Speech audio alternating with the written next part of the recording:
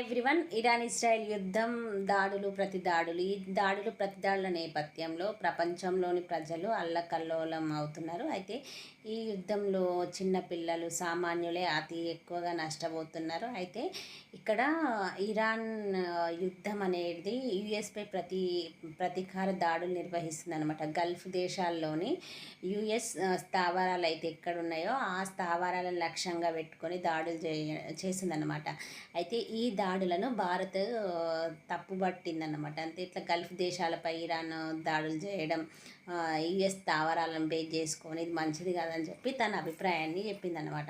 అయితే ఇక్కడ ఈ ఇరాన్కి వ్యతిరేకంగా 135 దేశాలు అనేటివి ఒప్పందానికి వచ్చాయన్నమాట. వెంటనే ఇరాన్ దాడులను ఉపసంహరించుకోవాలి, లేకుంటే బాగుండదని చెప్పి యుఎన్ఎస్ ఆధ్వర్యంలో 135 దేశాలు కలిసి సంతకాలు చేశాయన్నమాట. యుఎన్ఎస్ అంటే ఏంటంటే యునైటెడ్ నేషనల్ సెక్యూరిటీ కౌన్సిల్ అన్నమాట. సో దీంట్లో రష్యా, చైనా తప్ప మిగతావన్నీ ఓటింగ్ వేసాయన్నమాట.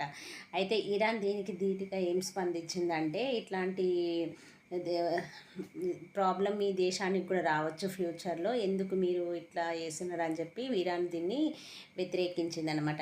అయితే ఇప్పుడు యుద్ధం జరుగుతుంటే ఈ యుద్ధంలో పసిపిల్లలు, సామాన్యులే బాధపడుతున్నారు తప్ప ధనవంతులకు ఎలాంటి ప్రాబ్లమ్స్ లేదు.